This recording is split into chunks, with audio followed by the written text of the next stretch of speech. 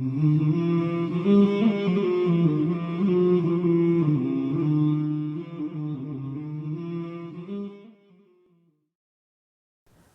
alaikum wa rahmatullahi wa barakatuhu.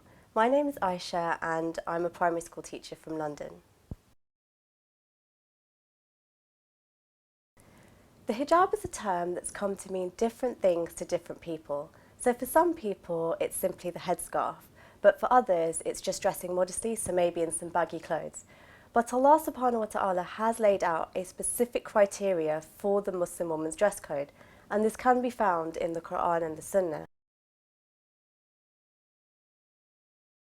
One of the biggest myths that has been propagated about the hijab is that Muslim women have been forced into wearing it by our male relatives, whether it's our husbands or our fathers.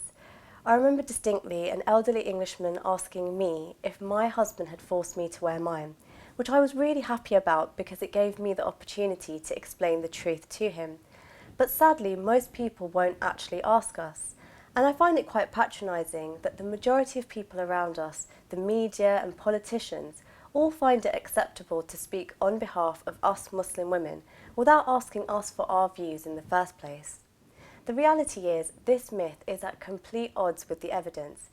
I mean, if the hijab was a symbol of women's state of subordinance, then how do we explain the fact that the highest group of converts to Islam, both in the UK and the US, are women, where many of these women wear the hijab without having any male relatives to force them into it? And if the hijab was an issue to the majority of Muslim women, then how do we explain the results of the 2005 Gallup survey, where Muslim women in 8 countries, including Egypt and Pakistan, were asked to describe what they resented most about the societies they live in, and the majority in each country stated political and economic corruption as being their greatest concerns, whilst the hijab, the so-called tool of subjugation, was not mentioned once.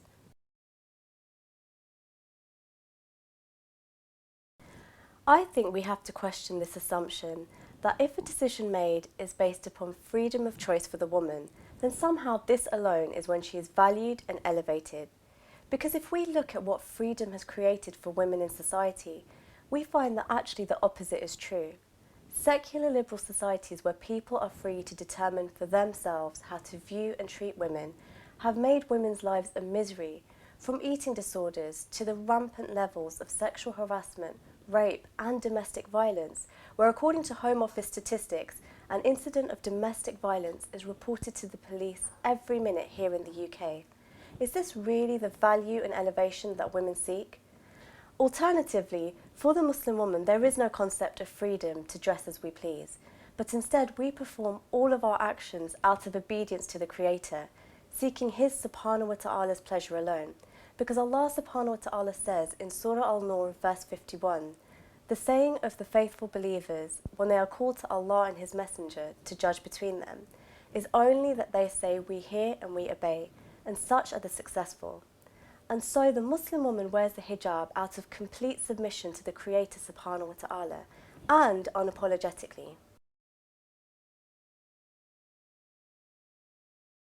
Though hijab is a law that seeks to hide women's beauty, in a society where the very liberal values of freedom have created the viewpoint of a woman as being a sexual exploit, where her beauty is everyone's business, the hijab cannot ensure women are protected nor honoured. And the levels of sexual harassment in countries like Egypt, where many women cover, testify to this fact. The bottom line is, a piece of fabric alone can do little to change the predominant viewpoint of the woman, which is what leads to her exploitation in the first place. Instead, hijab has to exist as part of an entire system where all laws and values are in harmony with it.